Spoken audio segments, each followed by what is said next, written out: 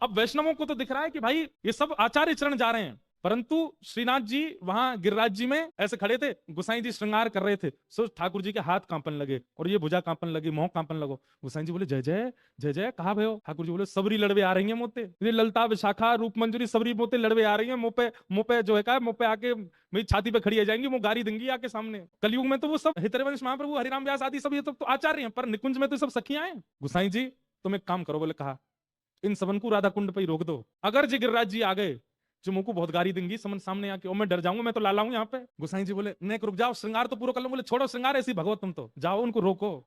ठाकुर जी डरने लगे। गोसाई जी माला लेकर के, उपरना लेकर के, कई सारे वैष्णवों को लेकर के राधा कुंड में ही रुक गए, पहुंच गए। और वृंदावन से आते हैं, राधा कुंड पहले पड़ता है, राधा कुंड में ही सबरी समाज रोक करके सबको माला पहना, पटका उड़ा और सबको स्वागत करो, सम्मान को वहीं बैठा दिए सबरे। लाइए लाइए लाइए भोग प्रसाद पवाओ। हम इसी हरदास जी तिरछी तिरछी नजर से देख रहे हैं। बोले हम गिरिराज जी पहुंचने भी नहीं दिए, राधा कुंड में ही रोक दिए। गोसाई जी सबको प्रणाम कर रहे थे। स्वामी हरदास जी ने उनका कंधे पे हाथ रखा, बोले सुनो इधर आओ, इतना डर गो लाला कि पजम्मा भी याद हो पहना के आयो, पूरा पहनायो ना है, धीमे धीमे खिसक रहो नीचे। गोसाई जी के नेत्र सजल हो गए। आप वृंदावन से आ रहे हैं, आपको कैसे पता कि ठाकुर जी का श्रृंगार अधूरा है? बोले जाने ना है, निकुंज की सखी हैं, हम ललिता हैं, जीवन पे कृपा करवे स्वामी जी के रूप में आई हैं, पर हैं तो ललिता।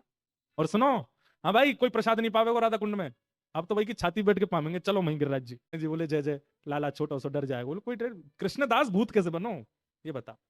और महाराज गिरिराज पर्वत पे सब चढ़ गए। श्रीनाथ जी का मंदिर ऊपर है ना, आज भी जत्तीपुरा में देखोगे आप, ऊपर ही मंदिर है। ऊपर चढ़ने का सबको अधिकार नहीं है, केवल ब्रज के लोग ही चढ़ सकते हैं। चढ़ गए ऊपर, और जैसे ही पहुंचे महाराज, ठाकुर जी के पसीना पसीना मुखमंडल पे। गुसाई जी तो घबराए, मेरो लाला 1200, मेरो लाला छोटो सो, सबरी सखी लड़वे आ गए। और वहां जाकर के स्वामी जी हरदास जी, हितरवंश महाप्रभु, हरिराम व्यास सब चिल्लाने लगे, अरे लाला तुम्हारो भजन करवे वारो कृष्णदास भूत कैसे बनो, उत्तर दो। सब तो चिल्ला रहे ठाकुर जी पर स्वामी जी नेत्र बंद करके बैठ गए सामने। और थोड़ी देर बाद नेत्र खुल के अपलक नेत्रों से ठाकुर जी को देखने लगे। और तुरंत स्वामी जी ने घोषणा की, भैया ये खबर झूठी है, कृष्णदास भूत नहीं बने। ठाकुर जी ने अभी अभी मुंह को बताई है, कृष्णदास भूत नहीं बने। उनकी अधोगति, मृत्यु उनकी सहज नहीं हुई, क्योंकि उन्होंने एक वैष्णव अपराध किया, गोसाई जी को ठाकुर जी की सेवा से दूर किया, परंतु वो प्रेत नहीं बने। तो सब लोग कहने लगे भैया पूरे ब्रजमंडल को ये बात कौन बताएगा, जाने प्रमाण हो वही तो बता सके। इतने में ही एक गाय चरावे वालों ग्वारिया दौड़ो दौड़ो आयो और आकर के बोलो, अरे महाराज भैया आज सवेरे में गैया चरावे गयो, और मैं गैया चरावे जैसी गयो, मुंह को वहां कृष्णदास जी मिले। और कृष्णदास जी से मैंने की, बाबा तुम तो भूत बन गए हो।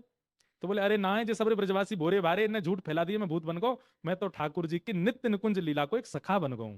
अभी तक तो बाहर सेवा कर रहा हो, अब ठाकुर जी ने निकुंज में मुंह को ले लियो है। भैया मैं तुमको बतावे आया हूँ, सबन को जाके बता दे मैं भूत ना बनूं, मैं तो ठाकुर जी के नित्य निकुंज को एक सखा बन गऊ। तब पूरे ब्रजमंडल को इकट्ठा करके ये बात घोषणा की गई, भैया ये खबर झूठी है, कृष्णदास जी भूत नहीं बने हैं। गुसाई जी के पास जाके स्वामी हरदास जी बोले, या हमारे आए